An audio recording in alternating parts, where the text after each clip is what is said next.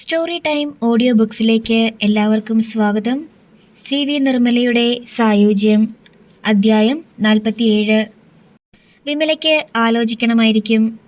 ഭാരതിയമ്മ തൻ്റെ ആകാംക്ഷ അടക്കാൻ ശ്രമിച്ചുകൊണ്ട് ചോദിച്ചു. അപ്പോഴും വിമല മൗനം പാലിച്ചു. അവളുടെ മുഖം ചുവന്നിരുന്നു. അവൾ വല്ലാതെ വിയർത്തു. ശരി, ആലോചിച്ച് പറഞ്ഞാൽ മതി. രണ്ടുപേരും മൗനമായി നടന്നു. വീട്ടിലെത്തുന്നതുവരെ ഒന്നും മിണ്ടിയില്ല. കുറച്ചു ദിവസം വിമല ആരോടും മിണ്ടാതെ ഇക്കാര്യം മനസ്സിൽ വെച്ചുകൊണ്ട് നടന്നു. വീർപ്പ് മുട്ടിയപ്പോൾ അച്ചുമാമയോട് തുറന്നു പറഞ്ഞു. അച്ചുമാമ എല്ലാം ശ്രദ്ധിച്ചു കേട്ടു. നീ ഇപ്പോഴും മണ്ടിയാണ്, ഒരു മാറ്റവും ഇല്ല, അയാൾ പറഞ്ഞു.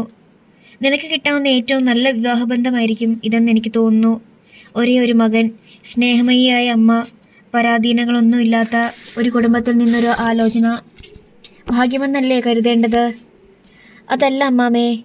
പിന്നെ എന്താ, നിനക്ക് സേതുമാധവനെ ഇഷ്ടമല്ലെന്നുണ്ടോ? അയാൾ കൊള്ളാവുന്നവനല്ലെന്ന് തോന്നിയിട്ടുണ്ടോ? ഇല്ല. ആ അമ്മയോട് നിനക്കിഷ്ടമില്ലേ? അതെ. സേതുമാധവനെ നിനക്കിഷ്ടമാണ്, അമ്മയെ ഇഷ്ടമാണ്, ആ വീട് ഇഷ്ടമാണ്. ഇനി എന്താ പ്രശ്നം? അങ്ങേരുടെ കഷണ്ടിയായിരിക്കും പ്രശ്നം.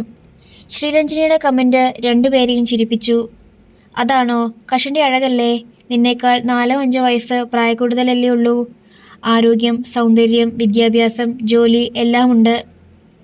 എൻ്റെ സങ്കല്പത്തിൽ ഇനി വിവാഹ ജീവിതം ഇല്ലായിരുന്നു. മോളെ, ജീവിതം ഒന്നേ ഉള്ളൂ. ഇന്ന് നിനക്ക് ഒരു ഉപദേശം തരാനെങ്കിലും ഞാനുണ്ട്. ഒരു കാലത്ത് ആരും ഉണ്ടായെന്ന് വരില്ല. നീ സമൂഹത്തിൽ മിച്ചം വന്ന ഒരു വസ്തുവാവും. ആർക്കും വേണ്ടാത്തതിൻ്റെ സ്ഥാനം. ഒന്നുകിൽ ഒഴിഞ്ഞ കോണ്, അല്ലെങ്കിൽ ചവറ്റുകുട്ട. ഒരു സ്ത്രീയെപ്പോലെ അഭിമാനത്തോടെ ജീവിക്കാൻ നിനക്കൊരവസരം കിട്ടിയിരിക്കുകയാണ്. അമ്മയും ഭാര്യയുമാകാത്ത സ്ത്രീജന്മം എന്തിനു കൊള്ളാം? നിന്റെ വീട്ടുകാർ നിനക്ക് വേണ്ടി ഒരു കാലത്തും ഒരു വിവാഹാലോചന കൊണ്ടുവന്ന് കരുതണ്ട. സേതുമാധവൻ്റെ ഈ ആലോചന പോലും അവർ നിരുത്സാഹപ്പെടുത്തുമെന്നേയുള്ളൂ. ബാങ്കിൽ കുറച്ച് പണമുള്ളത് ജീവിതത്തിന് എല്ലാ കാലത്തും താങ്ങല്ല മോളെ. തള്ളിക്കളഞ്ഞ അവസരത്തെക്കുറിച്ച് ഓർത്ത് കരയേണ്ട ഒരു കാലം നിനക്ക് വരാതിരിക്കട്ടെ.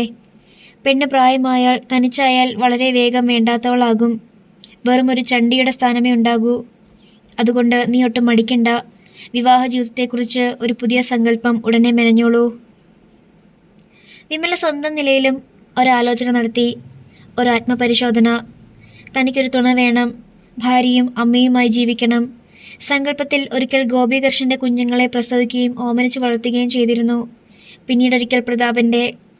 ആ സങ്കല്പങ്ങൾ ചിത്രീകരിച്ച തിരശീലകളെല്ലാം കാലത്തിൻ്റെ കൊടുങ്കാറ്റിൽ കീറിപ്പറന്നുപോയി. പിന്നെ ശേഷിച്ചത് നരച്ച ഒരു തിരശീല കീറ് മാത്രം. അതിലാണിനി ചിത്രം രചിച്ചു തുടങ്ങേണ്ടത്. ഭാവിയുടെ ചിത്രം. അത് പ്രതീക്ഷകളുടേതാണ്, സ്വപ്നത്തിൻ്റേതാണ്. മോഹങ്ങളുടെ എല്ലാ നിറങ്ങളും ചാലിച്ചരിയിച്ച് ആ ചിത്രങ്ങൾ വരച്ചു തുടങ്ങാം. വിമല സാധാരണ പോലെ സേതുമാധവൻ്റെ വീട്ടിൽ പോയി. അമ്മയെയും കൂട്ടി അമ്പലത്തിൽ ചെന്നു തൊഴുതു മടങ്ങി. സാധാരണ പോലെ നാട്ടുകാര്യങ്ങളും വീട്ടുകാര്യങ്ങളും സംസാരിച്ചു. എന്തെങ്കിലും സംഭവിച്ച ഭാവമില്ല. സേതുമാധവന് ആദ്യം ഒരു ചമ്മലായിരുന്നു. വിമലയെ അഭിമുഖീകരിക്കാൻ വിഷമം. സംസാരിക്കേണ്ടി വന്നേക്കാവുന്ന സന്ദർഭങ്ങൾ അയാൾ മനഃപൂർവ്വം ഒഴിവാക്കി. വിമലയ്ക്കത് തമാശയായി തോന്നി. ആൾ വളരെ അഭിമാനിയാണല്ലോ. സേതുമാധവൻ എപ്പോഴെങ്കിലും തുറന്നു ചോദിക്കുമോ എന്ന് അവൾക്ക് ആശങ്കയുണ്ടായിരുന്നു. വിമലയുടെ തുറന്ന പെരുമാറ്റം സേതുമാധവനെ ആശ്ചര്യപ്പെടുത്തി. ഒന്നും അറിഞ്ഞ ഭാവമില്ല, നീരസമില്ല, കൂടുതൽ അകൽച്ച പാലിക്കുന്നുമില്ല. അമ്മ അവളോട് സംസാരിച്ചു എന്ന് പറഞ്ഞത് കളവാണോ എന്ന് പോലും സംശയിച്ചു. ഓരോ ദിവസവും സേതുമാധവൻ ചോദിക്കും, അമ്മേ, വിമല എന്തെങ്കിലും പറഞ്ഞോ? ഇല്ലല്ലോ. അതെന്താ? ആർക്കറിയാം? അമ്മ ചിലപ്പോൾ അവളോട് ചോദിച്ചു കാണില്ല. അത്ര സംശയമാണെങ്കിൽ നീ വിമലയോട് ചോദിച്ചു നോക്ക്. അമ്മ വല്ലതും പറഞ്ഞിരുന്നോന്ന്? അതല്ല അമ്മേ, അവൾക്കൊരു പ്രതികരണവും ഇല്ലല്ലോ. ചിലരങ്ങനെയാ. വിമലയ്ക്ക് അതിഷ്ടമല്ലെന്നുണ്ടോ? ആവോ. എന്നെ കണ്ടാൽ ഒരുപാട് പ്രായക്കൂടുതൽ തോന്നും അല്ലേ? അത് നേരാ. നശിച്ച കഷണ്ടി. ഭാരതി അമ്മയ്ക്ക് ചിരി. അമ്മ എന്തിനാ ഇളിക്കുന്നത്? സുന്ദരൻ കഷണ്ടി അല്ലടാ നിൻ്റേത്. അമ്മ പരിഹസിക്കുകയാണോ? അയാൾ ചുണ്ടി പിടിച്ച് എഴുന്നേറ്റ് പോയി. ഭാരതിയമ്മ അപ്പോഴും ചിരിക്കും. വിമലയുടെ മനസ്സിൽ എന്താണെന്ന് അവർ കണ്ടു കഴിഞ്ഞു. സേതുമാധവനെ കാണുമ്പോൾ അവളുടെ മുഖം പെട്ടെന്ന് ചുവക്കും. സംസാരിക്കേണ്ടി വരുമ്പോൾ കണ്ണുകൾ പരിഭ്രമിച്ച് പിടയുന്നത്. വരുമ്പോൾ സേതുമാധവൻ വീട്ടിലില്ലെങ്കിൽ അങ്ങുമിങ്ങും നീളുന്ന നോട്ടങ്ങളിലെ ആകാംക്ഷ. എവിടെ പോയി? ഇന്ന് കക്ഷി കണ്ടില്ലല്ലോ എന്ന് ചോദിക്കാതിരിക്കാൻ മനഃപൂർവ്വം കാണിക്കുന്ന നിയന്ത്രണം. സേതുമാധവൻ വീട്ടിലുണ്ടെങ്കിൽ അയാളുടെ ഭാഗത്തേക്ക് പോകാതിരിക്കാൻ കാണിക്കുന്ന ജാഗ്രത. ഇതെല്ലാം ഭാരതിയമ്മയ്ക്ക് കിട്ടിയ തെളിവുകളായിരുന്നു. അയാളെക്കുറിച്ച് സംസാരിക്കുമ്പോൾ വിമലയുടെ കണ്ണുകളിൽ സ്നേഹം തിളങ്ങിയിരുന്നു. അയാളുടെ സ്വരത്തിൽ സ്നേഹത്തിൻ്റെ ധ്വനി കലർന്നിരുന്നു. അന്ന് വിമല വന്നു പോയപ്പോൾ സേതുമാധവൻ ചോദിച്ചു, വിമല എന്തെങ്കിലും മറുപടി പറഞ്ഞോ? ഇല്ലല്ലോ. അമ്മയ്ക്ക് ചോദിച്ചൂടെ? നീ ചോദിക്ക്, എന്നെക്കൊണ്ട് ഇനി വയ്യ. അയ്യേ, ഞാൻ ചോദിക്കാനോ? നിനക്കല്ലേ ധൃതി. ഞാൻ ചോദിക്കുമ്പോൾ ഇഷ്ടമില്ലെന്ന് അവൾ പറഞ്ഞാലോ? പിന്നെ എൻ്റെ മുഖം പകൽ വെളിച്ചത്തിൽ കാണിക്കാൻ കൊള്ളുമോ? ഏയ്, അത്ര തരം താഴാനൊന്നും എനിക്കാവില്ല. അമ്മ തരം താഴ്ന്നോട്ടേന്ന് അല്ലേ? അതല്ല അമ്മേ. എടാ, നിനക്ക് ചുണയില്ല, അതാ കാര്യം. നട്ടൽ നിവർത്തി നിന്ന് ചോദിക്കണേൽ തൻ്റെ ഇടം വേണം. ചോദിക്കാൻ തൻ്റെ ഇടമൊക്കെയുണ്ട്. പിന്നെ മറുപടി നെഗറ്റീവാണെങ്കിൽ കേൾക്കാനൊരു തൻ്റെ ഇടക്കുറവ് പോലെ. നെഗറ്റീവാണെങ്കിൽ എന്താ? ഒരൊറ്റ ചിരി അങ്ങ് ചിരിക്കണം. എന്നിട്ട് പറയണം, എൻ്റെ സങ്കല്പത്തിലെ സ്ത്രീയല്ല വിമല. ആയിരുന്നെങ്കിൽ പോസിറ്റീവ് റിസൾട്ടേ കിട്ടുമായിരുന്നുള്ളൂ. നല്ലൊരു പെൺകുട്ടിയെ കണ്ടുപിടിക്കാൻ ഇനിയും ഞാൻ അന്വേഷിച്ചേ പറ്റൂ എന്നൊക്കെ. സേതുമാധവൻ മറുപടി ഒന്നും പറഞ്ഞില്ല. പിന്നീട് ഒരു ദിവസം അയാൾക്ക് വിമലയെ തനിച്ച് കിട്ടി. നനഞ്ഞ ടവൽ വിരിച്ചിടാൻ വിമല ടെറസിലേക്ക് പോയതായിരുന്നു. തിരിച്ചിറങ്ങുമ്പോൾ സേതുമാധവൻ കോണിപ്പടിയുടെ ചുവട്ടിലുണ്ട്. ഭാരതിയമ്മ അടുക്കളയിൽ. വിമല സങ്കോചത്തോടെ പടികളിറങ്ങി ചെന്നു. വിമലെ, സേതുമാധവൻ വിവശതയോടെ വിളിച്ചു. അമ്മ ഒരു കാര്യം പറഞ്ഞിരുന്നില്ലേ? ഉവ്വ്. അതിനിതുവരെ മറുപടി കിട്ടിയില്ല. ഞാൻ മാത്രം പറഞ്ഞാൽ പോരല്ലോ, എൻ്റെ വീട്ടുകാരോട് ആലോചിക്കണ്ടേ? എനിക്ക് വിമലയുടെ മനസ്സറിഞ്ഞാൽ മതി. ഒരു വാക്ക്. വിമലയ്ക്ക് താല്പര്യമുണ്ടോ ഇല്ലയോ? എന്നോടെന്തെങ്കിലും ഇഷ്ടക്കേടുണ്ടോ? ഇതെൻ്റെ ഭാഗ്യമല്ലേ? അവളുടെ സ്വരം നന്നേ താണിരുന്നു. വിമലെ. അയാൾ അവളുടെ കരം ഗ്രഹിച്ചു. കൈ പൊള്ളുന്നുണ്ടെന്ന് വിമലയ്ക്ക് തോന്നി. അയാൾ ആ കൈ നെഞ്ചോട് ചേർത്തമർത്തി. കാണെ കാണെ വിമലയുടെ കണ്ണുകൾ നിറഞ്ഞു തുളുമ്പി. സേതുമാധവൻ പരിഭ്രമിച്ചു പോയി. അയാൾ മെല്ലെ കൈവിട്ടു. വിമലയെ വിളിച്ചുകൊണ്ട് ഭാരതിയമ്മ അങ്ങോട്ട് വരുന്നുണ്ടായിരുന്നു. സേതുമാധവൻ പെട്ടെന്ന് അകന്നു മാറി. വിമല കണ്ണീർ തുടച്ചുകൊണ്ട് നടന്നു. ഭാരതിയമ്മയ്ക്ക് എന്തോ പന്തികേട് തോന്നി. വിമലയ്ക്ക് നിയന്ത്രിക്കാൻ കഴിഞ്ഞില്ല.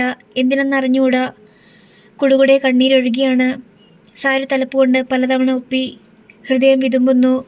ഒന്ന് തേങ്ങിക്കരയാൻ വെമ്പൽ. എന്താ മോളെ, എന്തു പറ്റി? അവൻ വല്ലതും പറഞ്ഞോ? ഭാരതിയമ്മ ആകാംക്ഷയോടെ ചോദിച്ചു. വിമല നിഷേധാർത്ഥത്തിൽ തലയാട്ടി. പിന്നെ ഭിത്തി കഭിമുഖമായി തിരിഞ്ഞു നിന്നു.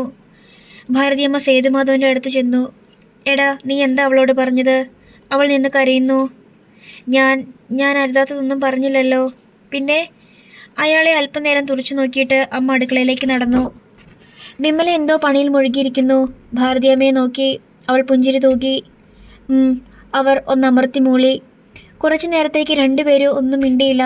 ഒടുവിൽ വിമല വീർപ്പുമുട്ടലോടെ പറഞ്ഞു, എന്നോട് മാത്രം പറഞ്ഞിട്ട് എന്താ കാര്യം? വീട്ടുകാരുമായി ആലോചിക്കുകയല്ലേ വേണ്ടത്? വീണ്ടും ഇരുത്തിയ മൂളൽ. പോകാൻ നേരം വിമല പറഞ്ഞു, അമ്മ പറയണം വിഷമിക്കണ്ടെന്ന്. ഞാൻ വെറുതെ കരഞ്ഞതാ, ഒരു കാര്യവുമില്ലാതെ. നേരിട്ടങ്ങ് പറഞ്ഞോ. ഞാൻ ആരാ, ഏജൻറ്റോ? വിമല ചൂളി. അവൾ സേതുമാധവനെ സമീപിച്ചു. അയാൾ വിഷമത്തോടെ നോക്കി. തൻ്റെ പെരുമാറ്റം ഇഷ്ടപ്പെടാഞ്ഞാണ് വിമല കരഞ്ഞതെന്ന് വിഷാദിച്ചിരിക്കുകയായിരിക്കും അയാൾ. വിഷമിക്കണ്ട കേട്ടോ. എന്തിനാ കരഞ്ഞതെന്ന് എനിക്കും അറിയില്ല. മനസ്സലിഞ്ഞു പോയ പോലെ തോന്നി. സേതുമാധവൻ പുഞ്ചിരിച്ചു. പോകട്ടെ. അവൾ ഇറങ്ങി വേഗം നടന്നു. അച്ഛനായരുമായിട്ടായിരുന്നു ആദ്യത്തെ കൂടിയാലോചന. അച്ഛനായരെ കാണാൻ സേതുമാധവനും ഭാരതിയമ്മയും വീട്ടിൽ വന്നു. അവർ തമ്മിൽ സംസാരിച്ചു. അച്ഛനായർ കാര്യങ്ങൾ തുറന്നു പറഞ്ഞു. വിമലയുടെ വീട്ടുകാർ കല്യാണം നടത്താതിരിക്കാനേ ശ്രമിക്കൂ. എന്തെങ്കിലുമൊക്കെ പോരായ്മകൾ അവരതിന് കണ്ടുപിടിക്കും, പറഞ്ഞുണ്ടാക്കുകയും ചെയ്യും. അതൊക്കെ കേട്ട് പിന്മാറാനാണെങ്കിൽ ആലോചനയ്ക്ക് പോകണ്ട. പിന്നീട് അഭിമാനം വ്രണപ്പെട്ടു എന്ന് പറഞ്ഞിട്ടൊന്നും കാര്യമില്ല. കല്യാണാലോചന തുടങ്ങുമ്പോൾ എന്ത് വന്നാലും ഇത് നടത്തിയടങ്ങൂ എന്നൊരു നിർബന്ധ ബുദ്ധി ഉണ്ടായിരിക്കണം. എങ്കിലേ നടക്കൂ. ഞങ്ങൾക്ക് മനസ്സിലായി, ഭാരതിയമ്മ പറഞ്ഞു. പെണ്ണ് കാണൽ ചടങ്ങിന് ചെല്ലേണ്ട ഒരു തീയതി നിശ്ചയിച്ച ശേഷം ഭാരതിയമ്മയും സേതുമാധവനും തിരിച്ചുപോയി. ആലോചനക്കാരൻ വിമലയുടെ വീട്ടിലറിയിക്കുന്ന ഉത്തരവാദിത്തം അച്ചുമാമ ഏറ്റെടുത്തു. അയാൾ ഗംഗാധരനെയും മാധവിയമ്മയെയും കണ്ട് സംസാരിച്ചു. തൻ്റെ അറിവിൽ ഒരു ചെറുക്കനുണ്ടെന്നും ബാങ്ക് ഉദ്യോഗസ്ഥനാണെന്നും ഇന്ന ദിവസം പെണ്ണ് കാണലിന് വരുമെന്നും അറിയിച്ചു. മാധവിയമ്മയും ഗംഗാധരനും മുഖത്തോട് മുഖം നോക്കി. വരട്ടെ, നോക്കാം. ഗംഗാധരൻ അന്യമനസ്കനായി പറഞ്ഞു. മുൻകൂട്ടി നിശ്ചയിച്ചിരുന്ന ദിവസം സേതുമാധവൻ തൻ്റെ ഒരു ബന്ധുവിനെയും ഒരു സുഹൃത്തിനെയും കൂട്ടി വിമലയുടെ വീട്ടിലെത്തി. പെണ്ണ് കാണൽ ചടങ്ങ് അതിൻ്റെ മുറയ്ക്ക് തന്നെ നടന്നു. സേതുമാധവനെ കണ്ടപ്പോൾ തന്നെ ഗംഗാധരനും മാധവിയമ്മയ്ക്കും കടന്നിൽ കുത്തേറ്റതുപോലെയായിരുന്നു. അധ്യായം 48. വിമലയുടെ വീട്ടിൽ നിന്ന് ഇറങ്ങും മുമ്പേ സേതുമാധവൻ പറഞ്ഞു, വിമലയെ എനിക്ക് നേരത്തെ പരിചയമുണ്ട്. വിമലയുടെ അച്ഛനെയും അമ്മയെയും ഞാൻ കണ്ടിട്ടുണ്ട്. നേരത്തെ വിമലയെ കണ്ട് ഇഷ്ടപ്പെട്ട ശേഷമുള്ള ആലോചനയാണിത്. ഇനി നിങ്ങളാണ് തീരുമാനിക്കേണ്ടത്. സേതുമാധവൻ ഇറങ്ങി നടന്നു. അയാൾ പോയി കഴിഞ്ഞപ്പോൾ അജയൻ പറഞ്ഞു, നാണമില്ലല്ലോ അവന് ആലോചനയ്ക്ക് വരാൻ. തൈക്കിളവൻ കഷണ്ടി. അതെ അതെ, ഇതേതായാലും വേണ്ട. നമ്മുടെ പെണ്ണ് രണ്ടാം കെട്ടൊന്നും അല്ലല്ലോ. അത്ര ഗതികേടൊന്നും നമുക്കില്ല, മാധവിയമ്മ പറഞ്ഞു. എന്നേക്കാൾ 5 വയസ്സേ കൂടുതലുള്ളൂ, വിമല പറഞ്ഞു. അതൊക്കെ പറച്ചിലല്ലേ. 40 വയസ്സ് കാണും. നിനക്കയാളെ ഇഷ്ടപ്പെട്ടോ? വിശ്വൻ അമ്പരന്ന മട്ടിൽ ചോദിച്ചു. ഞാൻ നോക്കിയിട്ട് തരക്കേടൊന്നും കണ്ടില്ല. നിനക്കെന്നാടി കണ്ണു കാണാനും മേലാതായോ? ആ കഷണ്ടി തലേനെ മതിയോടി നിനക്ക്? വേറെ എത്ര രാജകുമാരന്മാരെ എനിക്ക് വേണ്ടിയിട്ട് കണ്ടുവച്ചിട്ടുണ്ട്. വിശ്വൻ ചൂളി. നമുക്ക് ഒന്ന് അന്വേഷിക്കാം. എങ്ങനെയുള്ള കുടുംബമാണെന്ന് അറിയണ്ടേ? തറവാട്ട് മഹിമയുള്ളവരാണോ, നല്ല രീതിയിൽ ജീവിക്കുന്നവരാണോ എന്നൊക്കെ. അതൊക്കെ ഞാൻ അന്വേഷിച്ചു. നല്ല കുടുംബമാ, അച്ഛമാമ പറഞ്ഞു. എന്ന് പറഞ്ഞതുകൊണ്ടായോ ഞങ്ങൾക്കൊന്ന് അന്വേഷിക്കണ്ടേ? വിശ്വം കയർത്തു. മോഷ്ടിക്കുകയും വ്യഭിചരിക്കുകയും ഒന്നും ചെയ്തു കാണില്ല. അഥവാ ചെയ്താലും സാരമില്ല. നമ്മളും അത്ര മോശക്കാരല്ലല്ലോ, അച്ഛമാമ മുനവച്ച് പറഞ്ഞു. വിശ്വൻ്റെ നാവടഞ്ഞു. സംഭാഷണം തൽക്കാലം നിലച്ചു. അച്ഛമാമയുടെ നിരന്തരമായ സമ്മർദ്ദം സഹിക്കവയ്യാതെ ഒരു ദിവസം ഗംഗാധരനും മാധവിയമ്മയും വിശ്വനും കൂടി സേതുമാധവൻ്റെ വീട്ടിൽ പോയി അവരുടെ ചുറ്റുപാടുകളൊക്കെ അന്വേഷിച്ചു. തിരിച്ച് വീട്ടിലെത്തിയ അവർ കല്യാണാലോചന മുടക്കാൻ ഒരു കാരണം കണ്ടുപിടിക്കാൻ വിഷമിക്കുകയായിരുന്നു. ചെറുക്കൻ്റെ പ്രായക്കൂടുതലിൽ അവർ കടിച്ചു തൂങ്ങി. അത് ഞാൻ സഹിച്ചു. വേറെ വല്ലതും പറയാനുണ്ടോ? വിമല ചോദിച്ചു. ഇടി, അതൊരു വീടാണോ? ഒറ്റ മകനും ആ തള്ളയും മാത്രം. അവൻ ജോലിക്ക് പോയാൽ പിന്നെ അവിടെ ആരാ? പെങ്ങന്മാരില്ല, ചേട്ടന്മാരില്ല, അനുജന്മാരില്ല. ഒരുമാതിരി ശ്മശാനം പോലെ, ഗംഗാധരൻ പറഞ്ഞു. മേന്മയും നിങ്ങളുടെ കണ്ണിൽ കുറ്റമാണല്ലോ. സാധാരണഗതിയിൽ എല്ലാ അച്ഛനമ്മമാരുടെയും ആഗ്രഹം പെൺമക്കളെ അധികം പരാധീനമില്ലാത്തൊരിടത്തേക്ക് കെട്ടിച്ചയക്കാനാ. ഒറ്റമോനാണെങ്കിൽ ഭാഗ്യക്കുറി. ഇവിടെ മാത്രം നേരെ തിരിച്ച്. എടീ, അവൻ നിന്റെ പണം കണ്ടോണ്ട് കൂടിയിരിക്കുക.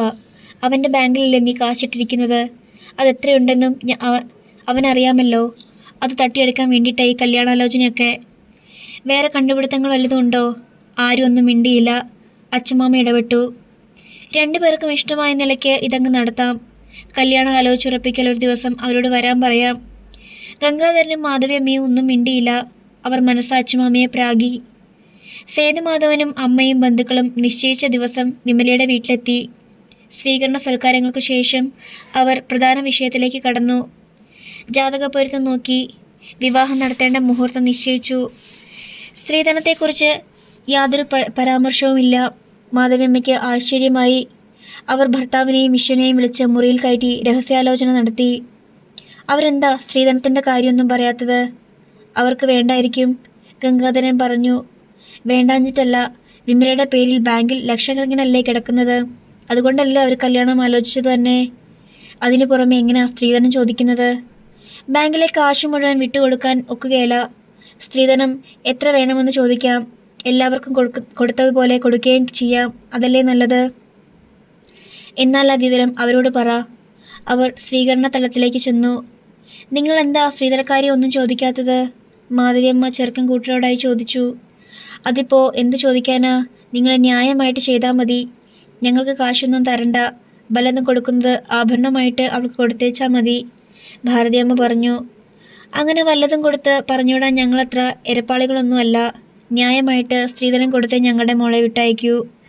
കല്ല് കടിച്ചതുപോലെ തോന്നി ഭാരതിയമ്മയ്ക്ക്. ഞങ്ങൾക്ക് സ്ത്രീധനം വേണ്ട. നിങ്ങളുടെ മോൾക്കുള്ള ഷെയർ അവൾ ചോദിച്ചു വാങ്ങിക്കോട്ടെ. ഓരോ ലക്ഷം സ്ത്രീധനം കൊടുത്താൽ ഞങ്ങൾ 2 പെൺമക്കളെയും പറഞ്ഞയച്ചത്. ഇത് ഞങ്ങളോട് എന്തിനു പറയുന്നു? മനസ്സിലാക്കാൻ. ധർമ്മകല്യാണം നടത്താൻ ഞങ്ങളത്ര ചെറ്റകളൊന്നുമല്ല. ഇടയൻ മനഃപൂർവ്വം ഉദ്ദേശിച്ചതാണെന്ന് ചെറുക്കൻ കൂട്ടർക്ക് മനസ്സിലായി. പറഞ്ഞേ, സ്ത്രീധനത്തുക എത്രയാ? ഞങ്ങൾക്ക് വേണ്ടെന്ന് പറഞ്ഞല്ലോ. മനസ്സിലിരിപ്പ് ഞങ്ങൾക്കറിയാം. അതങ്ങ് കയ്യിൽ വെച്ചേക്ക്. പെണ്ണിൻ്റെ അക്കൗണ്ടിൽ ലക്ഷക്കണക്കിന് രൂപയുണ്ട്. അതുകൊണ്ടല്ലേ നിങ്ങൾ ഈ കല്യാണാലോചന ആയിട്ട് വന്നത്? എന്ത് കൈവശം കൊടുത്താണോ എൻ്റെ മോളെ മയക്കിയെടുത്തത്? അമ്മേ, വിമല താക്കീതിൻ്റെ സ്വരത്തിൽ വിളിച്ചു. നീ മിണ്ടാതിരിക്കടി, അല്ലെങ്കിൽ അവർ സ്ത്രീധനം പറയട്ടെ. സേതുമാധവനും ഭാരതിയമ്മയ്ക്കും മുഖത്തോട് മുഖം നോക്കി. അപമാനിക്കപ്പെട്ടതുപോലെ തോന്നി അവർക്ക്. ന്യായമായ സ്ത്രീധനം തരാം.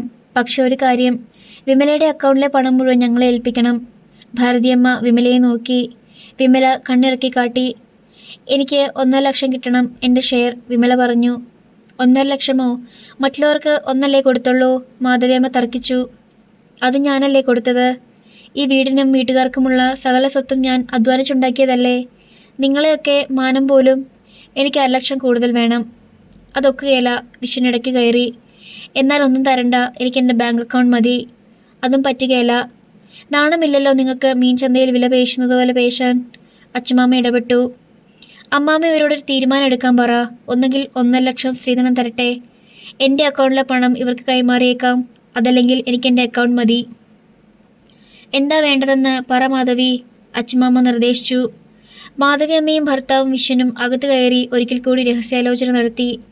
അവൾക്ക് 1,00,000 കൊടുത്താലും ലാഭമായിരിക്കും. ഒരു 5,00,000 കാണും അവളുടെ അക്കൗണ്ടിൽ. അല്ലെങ്കിൽ അവൾ അക്കൗണ്ടിലെ പണം മതിയെന്ന് പറയില്ലല്ലോ. മറ്റവർ സ്ത്രീധനം ചോദിക്കാതിരിക്കുകയില്ലല്ലോ. 5,00,000 ഇല്ലെങ്കിൽ എന്താ, 2,00,000 കാണും, അത് തീർച്ച. എന്നാലും 1,00,000 ലാഭമില്ലേ? നഷ്ടം ഏതായാലും വരികയില്ല. 1,15,00,000 പറഞ്ഞു നോക്കാം. 25,000 കുറഞ്ഞാൽ അത്രയും ആയില്ലേ? ഗംഗാധരൻ വന്നു പറഞ്ഞു. 1,15,00,000 കൊടുക്കാം. 1.5-ൽ ഒരു പൈസ കുറയാനൊക്കില്ല. വിമല ശാഠ്യം പിടിച്ചു. കല്യാണം നടത്തി തന്നില്ലെങ്കിൽ നീ എന്തോ ചെയ്യും? വിഷൻ ചോദിച്ചു. ലോകത്തെ എല്ലാ കല്യാണവും വീട്ടുകാർ നടത്തി കൊടുത്തിട്ടാണോ നടക്കുന്നത്? വിമലയുടെ മറുചോദ്യത്തിന് പൊരുൾ മാധവിയമ്മയെ ഭയപ്പെടുത്തി. ഒടുവിൽ കടിച്ചതുമില്ല പിടിച്ചതുമില്ല എന്ന കരുതല്ലോ. ധിക്കരിച്ച് ഒരുത്തൻ്റെ കൂടെ ചാടിപ്പോകാൻ മടിയുള്ളവളല്ല വിമല. ശരി, 1,00,000 മാധവിയമ്മ സമ്മതിച്ചു. 1 തരം, 2 തരം, 3 തരം, അച്ഛമാമ പരിഹസിച്ചു പറഞ്ഞു. വിമലയുടെ അക്കൗണ്ടിലെ പണം മുഴുവൻ ഞങ്ങൾക്ക് കൈമാറണം. ഇനി അതിൽ നിന്ന് പണമെടുക്കാൻ പാടില്ല. വിമല സമ്മതിച്ചു. പണം ഇപ്പോൾ തന്നെ കൈമാറണം. 2 കൂട്ടരും ഇക്കാര്യത്തിൽ ഏകാഭിപ്രായക്കാരായിരുന്നു. 1,00,000 തൂക്കിയുള്ള ചെക്ക് അപ്പോൾ തന്നെ സേതുമാധവന് കൈമാറി. വിമലയുടെയും സേതുമാധവൻ്റെയും പേരിലായിരുന്നു ചെക്ക്. പകരം പിറ്റേന്ന് തന്നെ വിമല അവളുടെ അക്കൗണ്ടിലുള്ള പണം മുഴുവൻ മാധവിയമ്മയ്ക്കും ഗംഗാധരനും നൽകണമെന്നായിരുന്നു കരാർ. ബാങ്കിൽ ചെന്ന് പണം കൈമാറാൻ അജയനെയാണ് ചുമതലപ്പെടുത്തിയത്. വിമലയുടെ അക്കൗണ്ട് പരിശോധിച്ചപ്പോൾ ആകെയുള്ളത് 60,000 രൂപ. അജയനെ കൊണ്ട് വിമല അതെടുപ്പിച്ച് മാധവിയമ്മയുടെയും ഗംഗാധരൻ്റെയും ജോയിൻ്റ് അക്കൗണ്ടിൽ നിക്ഷേപിച്ചു. പിന്നെ അവരുടെ അക്കൗണ്ടിൽ നിന്ന് 1,00,000 എടുത്ത് സേതുമാധവനെയും തനിക്കായി ഒരു പുതിയ അക്കൗണ്ട് തുറന്ന് അതിൽ നിക്ഷേപിച്ചു. 2 പേരും തിരിച്ച് വീട്ടിലെത്തി. ചെന്നയുടൻ അജയൻ പറഞ്ഞു, ചേച്ചിയുടെ അക്കൗണ്ടിൽ ഉണ്ടായിരുന്നത് 60,000 രൂപയാ. നമ്മളെല്ലാം പറ്റിക്കുകയായിരുന്നു. മാധവിയമ്മയും ഗംഗാധരനും ഇടിവെട്ടേറ്റതുപോലെയായി. ആകെ 1,00,000 രൂപയാണ് അവർക്ക് നിക്ഷേപമുണ്ടായിരുന്നത്. വിമലയുടെ 60 ചേർന്നാൽ 1,60,000. അതിൽ നിന്ന് സ്ത്രീധനത്തുക 1,00,000 കിഴിച്ചാൽ ബാക്കി 10,000 മാത്രം. ഗംഗാധരൻ നെഞ്ചു തിരുമ്മി. മാധവിയമ്മ പാരവശ്യപ്പെട്ടു. കൊടും ചതിയല്ലേ അവൾ ചെയ്തത്? വിഷൻ കുപിതനായി. അദ്ധ്യായം 49. എല്ലാവർക്കും വലിയ കണക്കുകൂട്ടലുകളായിരുന്നു. വിമലയുടെ അക്കൗണ്ടിൽ 5,00,000 രൂപയെങ്കിലും കാണുമെന്നായിരുന്നു കരുതൽ. അതിൽ നിന്ന് 1.5 പോയിട്ട് ബാക്കി 3.5. 1,00,000 അജയന് വേണം, 1,00,000 വിശ്വന്, 1,00,000 മാധവിയമ്മയ്ക്കും ഗംഗാധരനും. ബാക്കി 1,00,000-ൽ 25,000 വീതം അനിലയ്ക്കും അജിതയ്ക്കും. സകല പദ്ധതിയും പൊളിഞ്ഞു.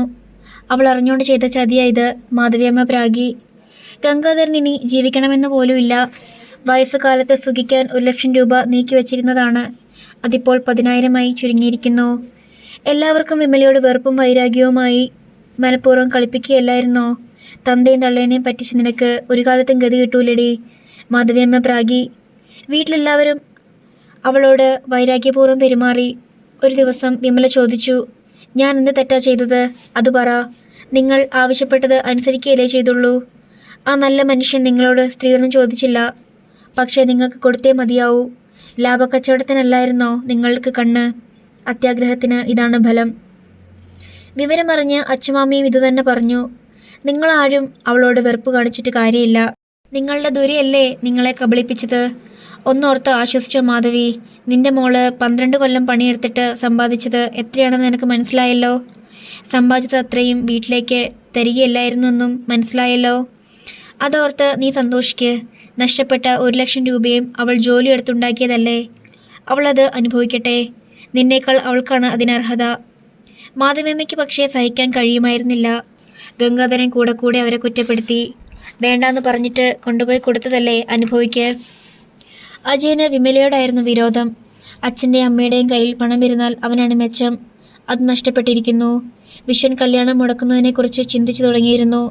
കല്യാണം മുടങ്ങിയാൽ 1,00,000 തിരിച്ചു വാങ്ങാം. അയാൾ അക്കാര്യം മാധവിയമ്മയോടും അജയനോടും ആലോചിക്കുകയും ചെയ്തു.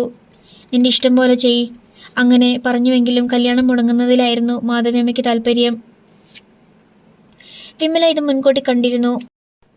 അവൾ ഒരു ദിവസം സേതുമാധവൻ്റെ വീട്ടിൽ പോയി. ഭാരതിയമ്മ അവളോട് ഇങ്ങനെ പറഞ്ഞു. അത്രയും വേണ്ടിയിരുന്നില്ല. ഞാനത് സേതുവിനോടും പറഞ്ഞു. ആ പണം തിരികെ കൊടുത്തേക്കാം. പ്രാഗ് കിട്ടിയ പണം നമുക്ക് ചീത്തയാണ് മോളെ.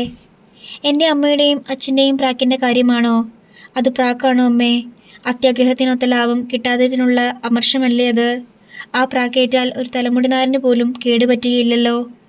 അമ്മ നേരിട്ട് കണ്ടതല്ലേ വിലപേശൽ.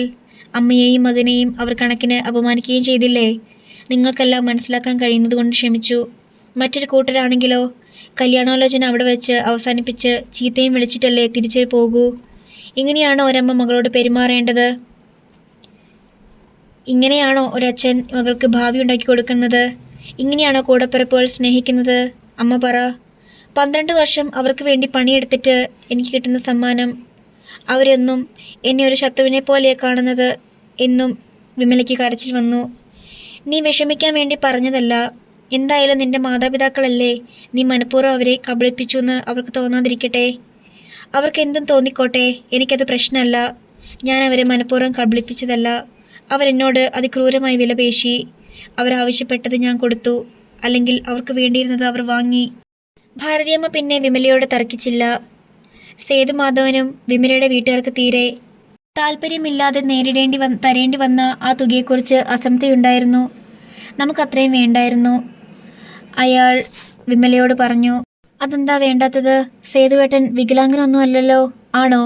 വയസ്സന്മാർക്കും വികലാംഗർക്കുമല്ലേ സ്ത്രീധനത്തിൻ്റെ കാര്യത്തിൽ നിർബന്ധിത ദാക്ഷിണ്യം കാണിക്കേണ്ടി വരികയുള്ളൂ. അതല്ല വിമലേ, അവർ തൃപ്തിയില്ലാതെ തരുന്നതല്ലേ. എന്തുകൊണ്ട് തൃപ്തിയില്ല? എൻ്റെ അനുജത്തിമാരെ ഓരോ ലക്ഷം രൂപ സ്ത്രീധനം കൊടുത്താണ് അയച്ചത്. അതും നല്ല തൃപ്തിയോടെ. അച്ഛനും അമ്മയ്ക്കും അത് പോരാന്നുള്ള വിചാരമേ ഉണ്ടായിരുന്നുള്ളൂ. അവർക്ക് കൊടുത്ത അത്രയും ഞാനും അർഹിക്കുന്നുണ്ടല്ലോ ഇല്ലേ? അത്രയും ആകാം. ഇത് 1,00,000 കൂടുതലല്ലേ? കൂടുതലോ? അത്രയും തരാമെന്ന് ആണയിട്ട് സമ്മതിച്ചതല്ലേ? 1,00,000 കൂടുതലില്ല. അനിലയ്ക്കും അജിതയ്ക്കും ഇതുവരെ കൊടുത്തത് കണക്ക് കൂട്ടിയാൽ 1,00,000-ത്തിലധികം വരും. എനിക്കിനി അവർ എന്തെങ്കിലും തരുമെന്ന് സങ്കല്പിക്കുകയേ വേണ്ട. ഞാൻ ഇനി ഒരിക്കലും ഒന്നും ചോദിക്കാനോ അവകാശപ്പെടാനോ പോകുന്നില്ല. എൻ്റെ അനുജത്തിമാർക്ക് പലപ്പോഴായി കിട്ടിയത് ഞാൻ ഒന്നിച്ചു വാങ്ങിയെന്ന് മാത്രം. അതിലൊട്ടും കുണ്ഠിതം വിചാരിക്കുന്നില്ല. സേതുമാധവൻ പിന്നെ മറുപടി ഒന്നും പറഞ്ഞില്ല. വിവാഹത്തിനുള്ള ഒരുക്കങ്ങൾ മുറയ്ക്ക് നടന്നുകൊണ്ടിരിക്കുന്നു. വിവാഹം നടക്കുമെന്നുള്ളത് വിമലയുടെ വീട്ടുകാർക്ക് അംഗീകരിക്കേണ്ടി വന്നു. അവസാന കൈക്ക് അവർ ഒരു ഡിമാൻഡ് മുന്നോട്ട് വെച്ചു. കല്യാണ ചെലവിലുള്ള പണം കൂടി 1,00,000 രൂപയിൽ ഉൾപ്പെടുത്തിയതായി കരുതിക്കൊള്ളണം. അതായത് കല്യാണ ചെലവ് മുഴുവൻ വിമല വഹിക്കണം. ഒരൊറ്റ പൈസ വീട്ടുകാർ മുടക്കിയില്ല. ഒരു പണിയിലും സഹകരിക്കുകയില്ല. പന്തൽ ടീമും കതിർ മണ്ഡപവും തീർക്കലും കൂലിക്കാരെ നിർത്തി ചെയ്യിച്ചു കൊള്ളണം. സദ്യവട്ടങ്ങളുടെ കാര്യത്തിലും നിലപാടിതു തന്നെ. വിമല അച്ഛമാമയോട് സങ്കടപ്പെട്ടു. കണ്ടോ അമ്മാമ്മേ, എൻ്റെ അച്ഛനും അമ്മയും കൂടപ്പിറപ്പുകളും എന്നോട് ചെയ്യുന്ന അനീതി കണ്ടോ? ഞാൻ എന്താ ഇതിന് മറുപടി പറയേണ്ടത്? സേതുവേട്ടനെയും കൂട്ടി നേരെ രജിസ്റ്റർ കച്ചേരിയിൽ പോയി വിവാഹം നടത്തിയാലൊന്ന് ആലോചിക്കുക ഞാൻ. ഇവരോടതല്ലേ ചെയ്യേണ്ടത്? ക്ഷണിച്ചിട്ട് വരുന്നവർക്ക് ഒരു ഗ്ലാസ് വെള്ളമെങ്കിലും കൊടുക്കണ്ടേ? അവരോട് അച്ഛനും അമ്മയും മറുപടി പറയട്ടെ. അവർക്കല്ലേ കുറച്ചിൽ. കെട്ടാൻ പോകുന്ന പെണ്ണിനല്ലല്ലോ. അവരോട് ചെയ്യേണ്ടത് അതാണ്. പക്ഷെ നമുക്ക് ക്ഷമിക്കാം. ഞാൻ തനിച്ചെന്ത് ചെയ്യും അമ്മാമ്മേ? ബന്ധുക്കളെ ചെന്ന് കണ്ട് ക്ഷണിക്കാൻ പോലും ആരുമില്ല. അതും വേണമെങ്കിൽ ഞാൻ തനിയെ ചെയ്യണമത്രേ. ഞാൻ തനിയെ എന്തൊക്കെ ചെയ്യും? സാരമില്ല മോളെ, ഞാനല്ലേ നിൻ്റെ കൂടെയുള്ളത്. നീ ധൈര്യമായിരിക്ക്. എല്ലാം ഭംഗിയായി നടക്കും. അമ്മാമ്മ തന്നെ എല്ലാ കാര്യങ്ങൾക്കും മേൽനോട്ടം വഹിച്ചു. വിമലയ്ക്ക് അധികം ബുദ്ധിമുട്ടേണ്ടി വന്നില്ല. വീട്ടുകാരുടെ നിലപാടറിഞ്ഞപ്പോൾ സേതുമാധവൻ പറഞ്ഞു. കുറെ ഭയങ്കരം തന്നെ. ബാങ്കിൽ നിന്ന് കല്യാണ ചെലവിനുള്ള പണം എടുത്ത് അവർ അച്ഛമാമയെ ഏൽപ്പിച്ചു. സാരമില്ല വിമലേ, മനസ്സിൽ നമ്മുടെ വിവാഹം നടന്നു കഴിഞ്ഞില്ലേ. ഇനിയുള്ളത് ഒരു ചടങ്ങ് മാത്രം. അതുകൂടി കഴിഞ്ഞു കിട്ടുന്നത് വരെ സഹിക്കുക. പിന്നെ ഞാൻ വിമലയെ സങ്കടപ്പെടുത്താൻ ബന്ധുക്കളുടെ ആ കൂട്ടത്തിലേക്ക് തിരിച്ചയക്കില്ല. സേതുമാധവൻ വികാരാധീനനായി പറഞ്ഞു. വിമലയുടെ ഹൃദയത്തിലത് വീണ്ടും വീണ്ടും മുഴങ്ങി. സ്നേഹത്തിൻ്റെ വാഗ്ദാനം, പ്രതീക്ഷയുടെ, സ്വപ്നത്തിൻ്റെ. ഇനി എന്തും സഹിക്കാം. എന്തുമാത്രം കരുത്താണ് തന്നിൽ ഇനിയും ശേഷിക്കുന്നത്. വിവാഹപന്തലൊരുങ്ങി, കതിർമണ്ഡപം ഒരുങ്ങി, ചമയങ്ങളൊരുങ്ങി. നാളെയാണ് വിവാഹം. നാളെ. രാജൻ ബാബു എങ്ങനെയാണ് വിവരം അറിഞ്ഞതെന്ന് വിമലയ്ക്ക് അറിയില്ലായിരുന്നു. അവൾ അക്കാര്യം മറന്നു കഴിഞ്ഞിരുന്നു. വിവാഹ ദിവസം വരെ ദുസൂചനകളൊന്നുമില്ലായിരുന്നു. മുഹൂർത്തത്തിന് സമയം വരെ സകലതും ഭംഗിയായി നടന്നു. അവസാന നിമിഷത്തിൽ രാജൻ ബാബു വിവാഹ പന്തലിലേക്ക് കടന്നു വരുന്നതുവരെ, ഈ കല്യാണം നടക്കുകയില്ല എന്ന് പ്രഖ്യാപിക്കുന്നതുവരെ, വിമല എൻ്റെ ഭാര്യയാണെന്ന് അയാൾ വിളംബരം ചെയ്യുന്നതുവരെ, ക്ഷണിക്കപ്പെട്ട ബന്ധുമിത്രാദികളെ അയാൾ താനും വിമലയും 12 വർഷം മുമ്പ് വിവാഹിതരായതിൻ്റെ സർട്ടിഫിക്കറ്റ് തെളിവായി കാണിക്കുന്നതുവരെ, അങ്ങനെയൊരു തിരിച്ചടിയെക്കുറിച്ച് ആർക്കും ഒരു ഊഹം പോലും ഉണ്ടായിരുന്നില്ല.